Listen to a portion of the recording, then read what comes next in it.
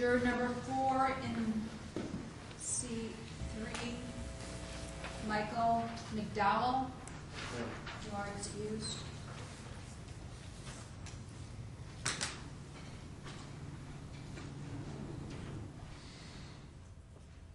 And juror number 6 in C4, Peggy J. Kalish. You are excused.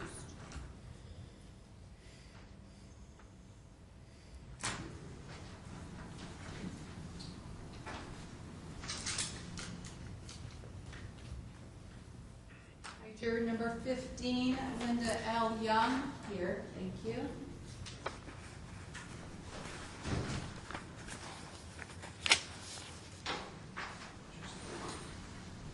And juror number 16, Mary C. Donovan, here, thank you.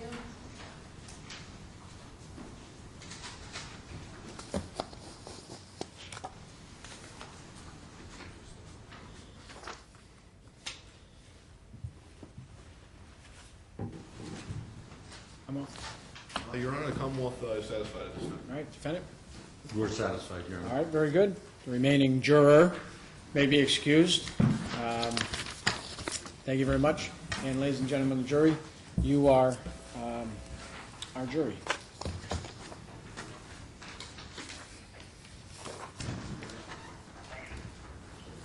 right, members of the jury, please stand and raise your right hands to be sworn.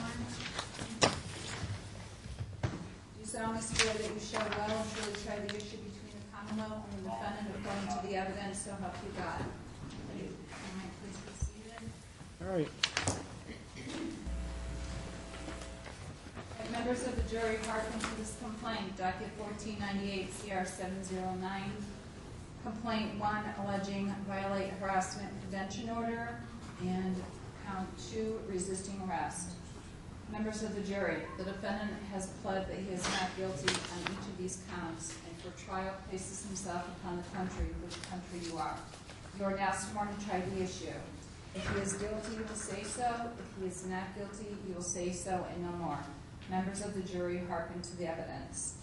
And if there's anyone who is giving testimony in this matter, please stand, raise your right hand, I will swear the parties in. Each of you severally solemnly swear or affirm that the evidence you will give to the court and jury in the case now and hearing should be the truth, the whole truth, and nothing but the truth, so help you God. I do. Thank you. You may be seated. Madam Clerk, did you read the full complaint? Did you read the full complaint? For body? No, I did not. I just read that. If you can read the full complaint to the members of the jury. Your Honor, may I ever briefly before we proceed? Yes. Your Honor, the Commonwealth would move to sequester witnesses at upon it. All right. Anyone who's is a potential witness in this case, whose name I read earlier, you'll be asked to wait in the hallway. You're not to discuss your testimony with anyone or talk about your testimony either before or after you testify. It's in sequestration order. It'll be in effect on all parties in this case. And I'll ask you to follow the direction of the court officer. All right.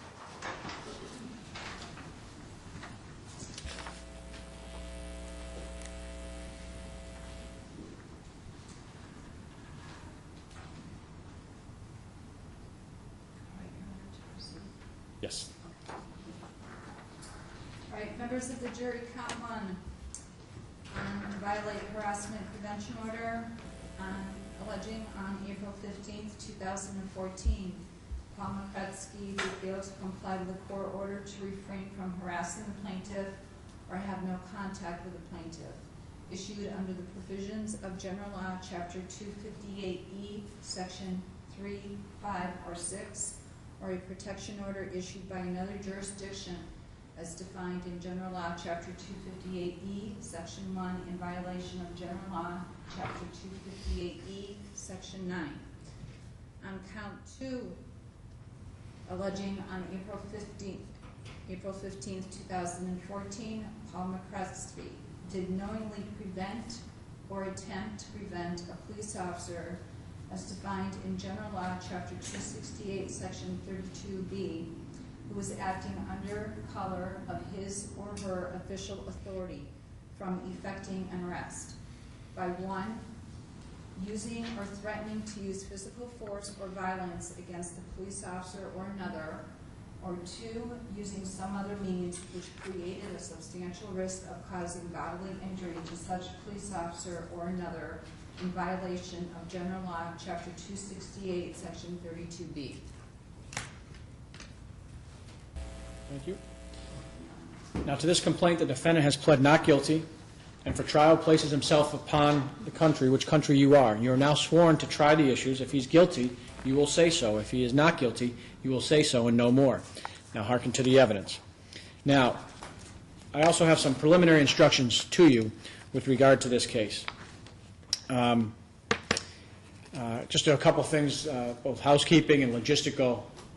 For those of you who've been on a trial before, you may recognize some of this. For some of you who have not, I ask you to pay close attention.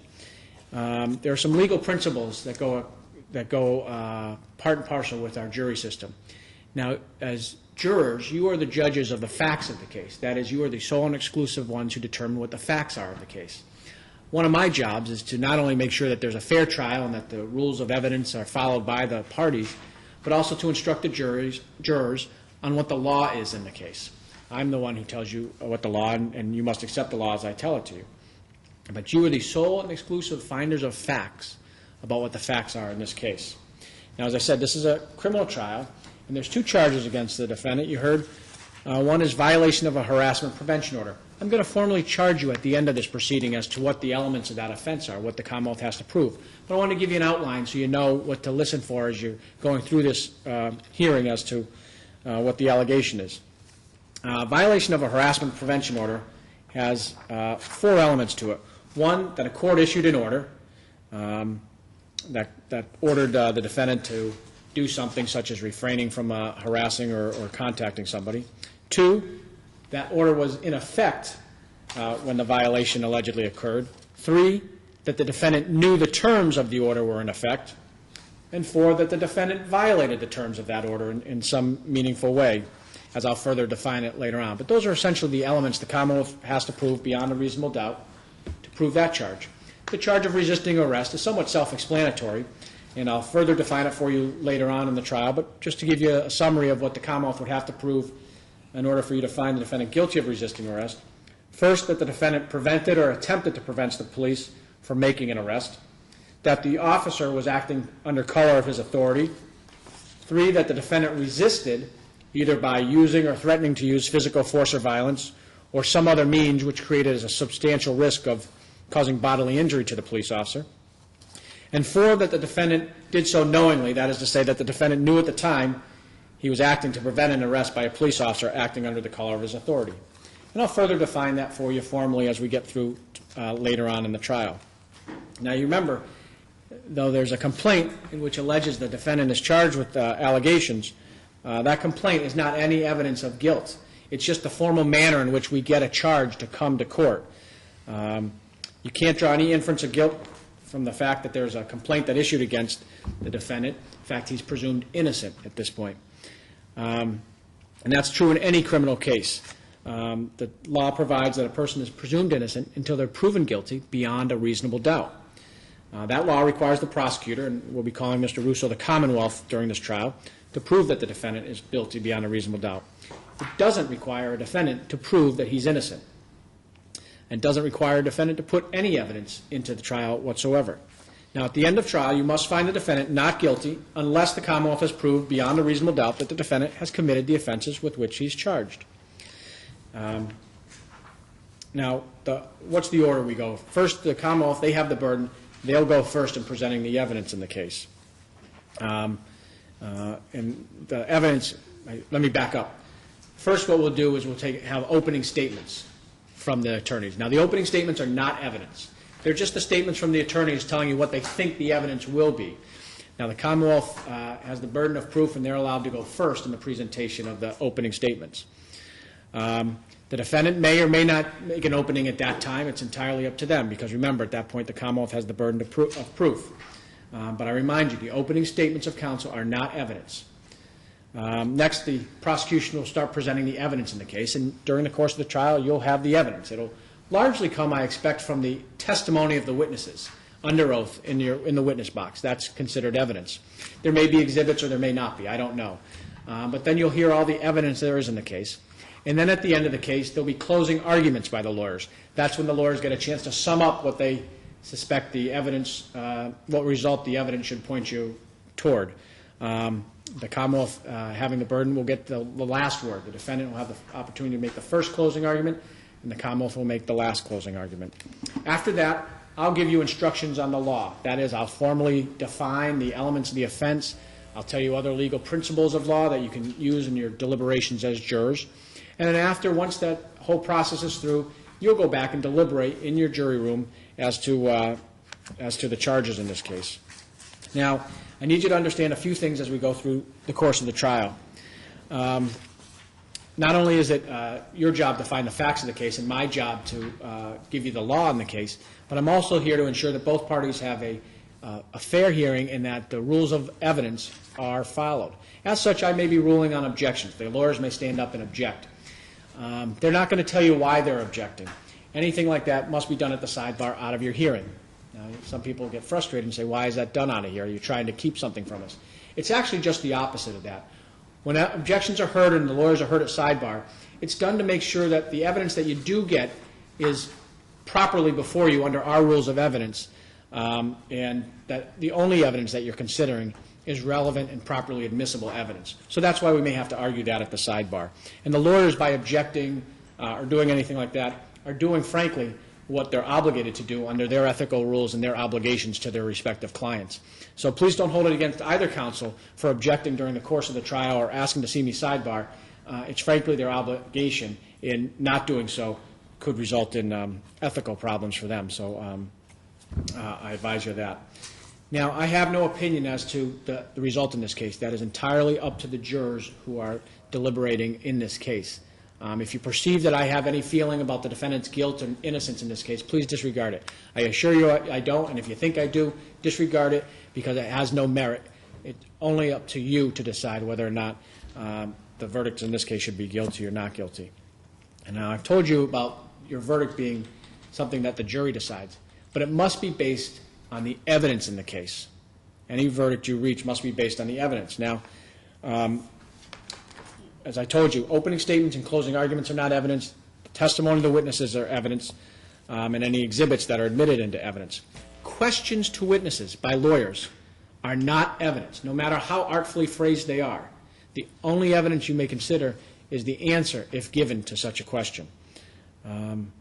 If one of the attorneys or I refer in part to evidence that does not coincide with your own recollection, it is your recollection which you're to follow in your deliberations.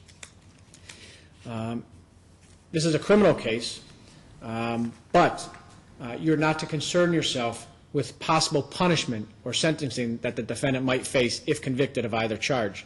The duty of imposing sentence in the event of a conviction rests exclusively with me as the judge, and that should not influence your deliberation in any way. You should weigh the evidence in the case and determine the guilt or innocence of the defendant based solely on the evidence without any consideration of the matter of punishment. Now, if during the course of this trial you need to communicate with me for whatever reason, we're close enough here that if an emergency arises or something happens, you need to, some personal time to take a bathroom break or something, just raise your hand or get the attention of one of our court officers, and we'll take a break because we want to make sure you're paying close attention to the evidence that we have in the case. Later on in the case, if you're in the back for whatever reason and you need to communicate with me, everything should be done in writing. You can write a note out, give it to the court officer, and get it to me. It rarely, if ever, happens during the course of a trial, but I want you to know I'm available if you need to address me on a concern that you have. Sometimes a juror can't hear somebody. Just get our attention somehow because we want you to be able to hear everything that goes on in a trial. But I use that as an example. If there's some other reason that you need to get my attention because of some concern, you certainly may do that. Get the court officer or my attention somehow, and we'll deal with that. Do not discuss the case with any of the parties in this case, with the lawyers in this case or staff. And in fact, don't even discuss this case among each other until you go into the jury deliberating room. Discussion of a case can lead to conclusions being drawn or positions being taken prematurely. Fairness requires you keep an open mind about everything until you get to your deliberations. You can only consider the evidence that you have here in the courtroom. Don't do any independent investigation of this. And most importantly, or maybe not most importantly, but certainly importantly in this day and age, please do not go on the internet to try to do any research. Do not look up terms on the internet. Do not go, Google map any sites. Do not look anything up. Don't post anything on Facebook or in chat rooms or anything. Please keep the deliberations in this case strictly in between yourselves and among yourselves and based on the evidence in this case. There shouldn't be any extraneous areas from which you pull information or disseminate information about this trial. Don't discuss it among yourselves until it's time to deliberate. Don't discuss it or post it in cyberspace at any time during this. And don't retrieve any information from outside sources, either personally through your own senses or through the internet, because it's not fair to the parties and it's not consistent with our sense of justice and our rules of law with regard to how evidence is considered in this case. Basically, you're going to try this case according to the oath which you just took as jurors, in which you promise to well and truly try the issue between the Commonwealth and the defendant according to the evidence. If you follow that oath and try the issues without fear or prejudice, bias or sympathy, you will reach a true and just verdict. With that, we will go to opening statements. In terms of scheduling, we usually break for lunch between 1 and 2 o'clock. We'll let you go out for lunch, assuming you haven't, unless the case has gotten to you already, in which you'll be in your deliberation room. But we break from 1 to 2 for lunch, and I play with that, because I think I told you this morning one of my jobs is also to make sure your time is used efficiently and that we don't waste your time. So if we can finish a witness and we might have to go a little over 1 o'clock, we'll do that. If we're finishing up just before 1 o'clock and the next witness is to come, we'll play with that a little bit. But we're going to give you an hour for lunch to take care of your needs. We'll come back at 2. We'll go to about 4:30. And we'll let you deliberate to whatever extent is reasonable and which you think would be necessary to resolve the case or to do whatever you think is appropriate. As I said, we don't rush jurors to reach verdicts, and that'll be entirely up to the deliberating jury. With that, Mr. Russo, are you prepared to open? Yes, Your Honor. All right. Good morning again, ladies and gentlemen. As you've heard, the defendant, Mr. Mokrzecki, is seen before you charged of violation of a harassment prevention order. What this case is really about is much more specific, and that is whether or not the defendant had knowledge of that harassment prevention order on the day that he is accused of violating it. In part of my opening statement, I'll outline the facts that allege that the defendant violated that order. I want to talk to you about a few things first. And the first thing is that there was, I expect that you'll learn that there was a harassment prevention order in effect. And the subject of that harassment prevention order is a man, Corey Klein.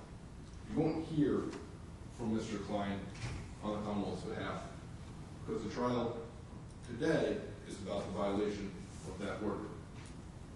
I expect you'll see a copy of the order, and you'll learn through doing that order that it was issued in this courthouse on April 14th of 2014.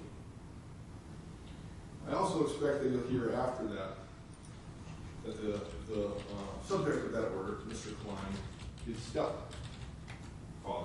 Mr. Campbell, Justin Campbell, who you saw earlier today, will testify. And I expect that he'll tell you on April 15th, the day after that order was issued, the defendant ran by the residence where Mr. Campbell and his stepson, Mr. Klein, reside. That's Tuesday, April 15th. I expect that he'll testify that the defendant came running by.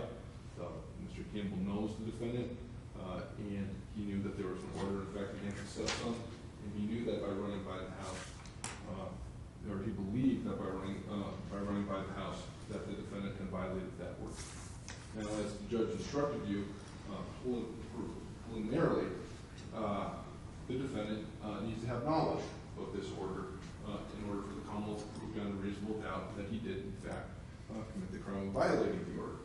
Now, I also expect that you will see that the defendant was served with that order in hand April 16th, the day after he ran by the victim's house. So as I said, the issue is whether or not this defendant had knowledge of this order when he ran by the house. In the order, you will also see prevented this defendant from coming anywhere within 100 yards of Mr. Klein's residence. And I also expect you'll hear from two police officers. You'll hear first from an officer, Hartwright, who on April 14th, Monday, the day the order was issued, called the defendant's mother. And when he called the defendant's mother, she was made aware that there was a restraining order, or a harassment prevention order in effect, but that the defendant wasn't home. You'll also hear that the defendant, she told the officer that the defendant was at his father's house. You'll hear that the officer, Hartwright, responded to the defendant's father's house, where he knocked and was unable to reach anybody at that home or speak with the defendant there.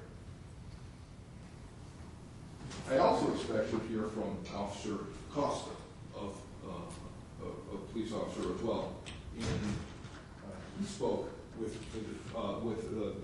Mr. Campbell, Brendan Campbell, on April 18th, which would be Friday. On Friday, Mr. and Mrs. Campbell reported the alleged violation to the police department, and they responded to the defendant's address. They spoke with the defendant at that time, and that is when the defendant made statements in which Commonwealth feels will prove that he did in fact have knowledge of the terms and conditions and knowledge of the harassment prevention order, because I expect that Officer Costa will testify at the time he spoke with the defendant.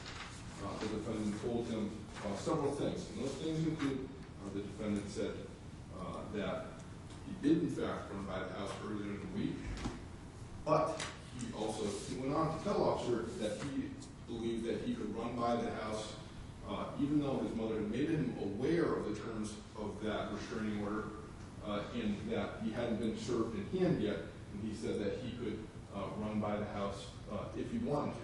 And he told the officers that he could run by the house right now if he wanted to, because he hadn't been served yet. And based on those statements and that knowledge, the knowledge that Commonwealth alleges that Mr. Mokrzecki had at the time he ran by the victim's house or the subject of the harassment prevention order's house on April 15th, Commonwealth would ask you as a jury, as you listen to the facts, I urge you to keep the timeline in mind, listen to all the details and the statements that you hear from the witnesses.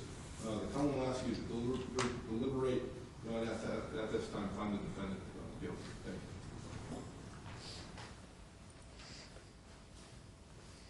Counsel? Good morning, ladies and gentlemen of the jury. I'm Philip Mokrzecki. That's my nephew. I call him Paul Edward because his father's also going to testify. His name is Paul J. And his mother, Carla Mokrzecki, will testify, as well as uncle, my other brother, Edward, and his sister, Kristen. What this entire case is about is when Paul Edward was notified of this order. There's an order issued by this honorable court on Monday, April 14th. At that hearing, Paul Edward was not at that hearing. He did not know anything about this hearing. An order was issued, and subsequently, the police department received the order. No one notified him of any order. A police officer came to his mother's house on the evening of Monday, April 14th, and was looking for Paul. Said he had some kind of order or something. Never specified what it was about or the terms of it. His mother can verify that. In fact, the officer said, I think she asked him, and he said he can't tell her what it's about. Okay? So he left. Now, Paul's mother and Paul's father are divorced, and they live within about a quarter of a mile of each other. Their telephone numbers are in the phone book. Paul's telephone number is available to the police department. They subsequently contacted him on Wednesday afternoon and told him about, on the phone, that there was a restraining order for him to pick up And they also, on the telephone on Wednesday, said the terms of it, the distances, who it was, and he went down there a few hours later and picked up that notice. That's on Wednesday.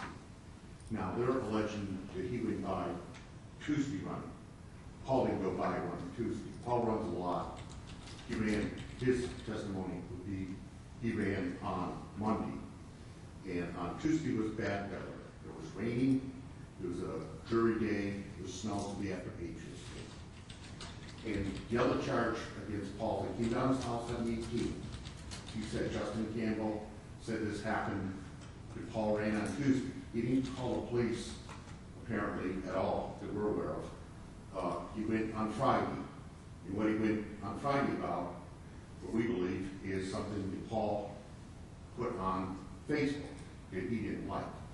So he went to the police department, and subsequently the police came down his house, and they were complaining, saying that he should not have put on the police report or whatever he put on his Facebook page, which was just to his own friends, not to anyone else. Subsequently, they were talking with him. They didn't let him explain that he had run by on Monday. They were claiming he ran on Tuesday, but even if he did, he didn't get notified of the order until Wednesday. And the only reason he got notified is because he went to the police station to pick it up after they called. And as far as the resisting arrest, Paul didn't resist arrest. His sister can verify that he was standing in a doorway, the police grabbed him. Of course, you get a little tense when you get arrested, and there's certainly movement when you get arrested. There was no violence, nothing. This was just very simple arrest by the police department who took him down to the police station.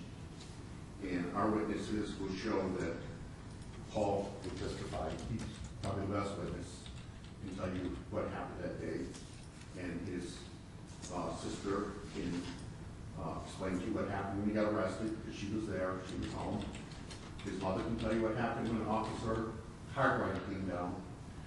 And his uncle Edward can explain that there's another person who, believe it or not, looks similar to him, who runs. And if you ran on Tuesday, could have been that person.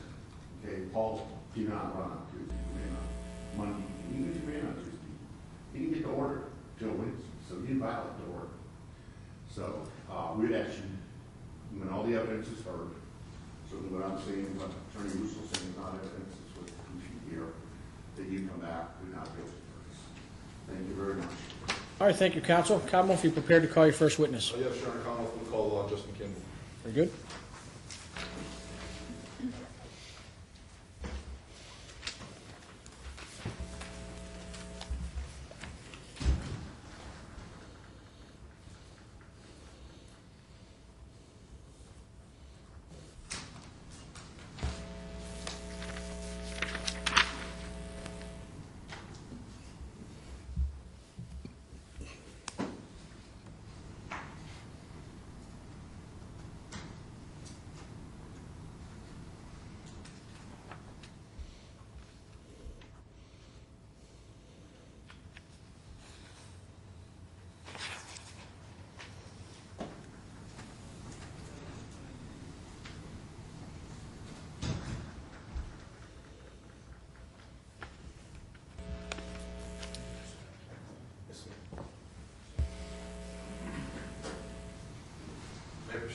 May? Morning, sir. Morning. Can you please state your name and spell your last name for the record? You are being recorded. Sure. It's Justin Campbell, C-A-M-P-B-E-L-L. And how old are you, sir? How old are you, sir? I am 41 years old. And where do you live? I live on 27 Stockbridge Street in Hadley, Massachusetts. And do you have any family? I sure do. I have a 19-year-old stepson, Corey Klein, my wife Brenda, and our two children, Jessica and Jason, 5 and 8. And do you all reside together? We sure do. At that address. And what do you do for work, Mr. Campbell? I work at the University of Massachusetts as a conference coordinator in the campus center. I've been there for 10 years. And can you describe the neighborhood that you live in, sir? It's residential, spread out residential. Mr. Campbell, do you know a Paul Mokrzecki? Yes, sir, I do. How do you know? Before I went to the university, I had spent some time at Hopkins Academy. I'm still currently employed at Hopkins Academy as an athletics coach. I recognized Paul. I knew his little brother Adam a little better because he was in Court's class, and I coached one of their basketball teams. But I'm sure I can at least check out a couple times by Paul at the Home Depot as well, through the course of the his employment there. So you've known him for a number of years. Sure. And can you identify him if you see him in the courtroom in the younger Paul Mokrzecki, I should say. Paul E. Mokrzecki. Yes, sir. Do you identify him by pointing to an article of clothing he's wearing? He's wearing colorblind. It looks like a light blue shirt to me. I remember the record reflect that the witness had identified the defendant. Is there any objection? No, Your Honor. Record will so reflect that the witness has identified the defendant. Okay. Thank you. And where do you live in relation to the defendant, sir? I live on Sucker Street, and as it straightens out, it comes up to Route 47. And I'm not sure exactly which house Paul lives in. I think his father lives up on the left across the street, and his mother lives up on the right across the street, on the field about a quarter mile away. Quarter mile from your house. Mr. Campbell, I want to turn your attention to April 14th, 2014. Do you remember that day at all? Yeah. Are you aware of whether or not your stepson, Corey, came to this courthouse? Corey did come to this courthouse. And what was the purpose of his visit to this courthouse? The purpose of his visit was to apply for a harassment order against Mr. Mokrzecki. And without getting into the details, was that order granted? Yes, sir. And did Corey return back to your house that day? Yes, sir, he did. Mr. Kimball, now I want to turn your attention to April 15th, 2014, the next day. Do you recall that day at all? I do. And where were you that day? I worked at the university, and I got out approximately 3 o'clock. I was driving down the road, probably about 3:15, and as I was driving down the road, I saw Mr. Mokrzecki jogging down Stockbridge Street on the right side. I drove by him, pulled into my driveway, and got out of the car, walked up to the front door, and watched him continue to jog down towards the end of the street, towards 247, presumably to his house. Did he pass in front of your house?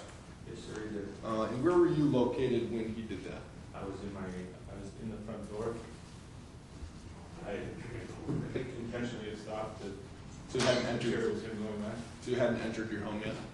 I had not entered my home yet. About how far were you from the defendant when he passed by your house? I would say about 30 yards, less than 100 feet. Was he? Is there a sidewalk or a street? How did he proceed by the house? He just continued jogging on the right side of the street, with the traffic, not running against it. He was on the right side of the street. And at this time, were you aware that the harassment prevention order was in effect? I was aware that Corey had applied for it. I asked Corey if he had done so, and I confirmed with him after I saw Mr. Mokrzecki run by that he had done it Monday, and he said yes, it was all set.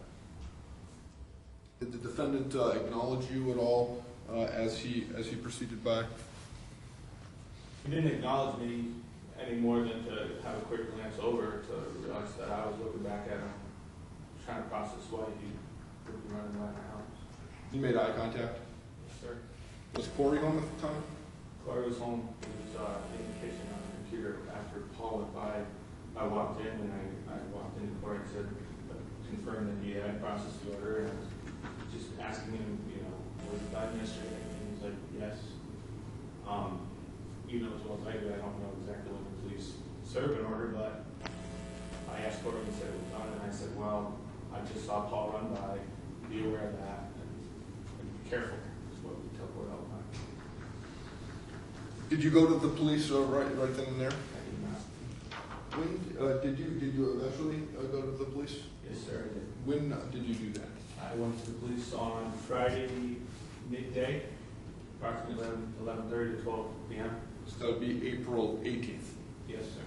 And before we get to the 18th, I just want to back you up to the 15th for a second. Do you remember what it was like out that day in terms of weather? It was partly cloudy and it was, but sunny, partly cloudy, beautiful day. Nice enough day to go for a run? Absolutely. Was there any rain that you recall? I work in an office from 7 to 3, but it certainly wasn't raining when I was out and driving home. It was nice weather. Was it raining when the defendant ran by the house? No, it was not. And you went to the police department on April 18th, is that correct? Yes, sir. And what was the purpose of your visit on that day? The purpose of the visit on that day is that upon getting to work, there's a young lady who works in the Human Resources Department, and she had been tipped off by one of her friends that had somehow been on social media that Paul, through his account, had posted the harassment order on social media. And I asked her if I could have a copy of it, because I was quite livid that he put that up on social media. I understand there's freedom of expression and everything, but that's kind of sensitive information. So I asked her if she could get me a screenshot or print out, and upon doing that, I called my wife. The two of us got in the car immediately and went down to Hadley Police Station and talked to the officers. And asked them what was this all about? Why is this happening? I thought this was an order aimed at preventing harassment. And did you have a chance to view the post that the defendant made? Yes, sir, I did. And what was the post of? The post was of an 18-year-old boy coming here and saying, a little background is we wanted Court to come here to do this, and it's hard to get an 18-year-old boy to do that. But when he finally did, he wrote verbatim some of the harassment that had come in the form of text messages, graphic text messages on that harassment order, and he then had to sign it. And that, in turn, was popped up on social media, the whole thing written out, and the signature down the bottom, allegedly telling that this was an order that the court had executed against Mr. Mokrzecki. And are you aware when that was posted? I am not exactly sure the day it was posted, but it was certainly posted by Friday morning, the 18th, because that's when I got a screenshot of it in my hands and brought it over to the police. And at the time you brought that to the police attention, did you speak to them about anything else? I think the tone of the conversation was, when is enough going to be enough? I mean, the kid finally did what he was supposed to. We went to the harassment order. We asked him to do one or two little kids. I object, Your Honor. All right, I'll hear you. Sidebar?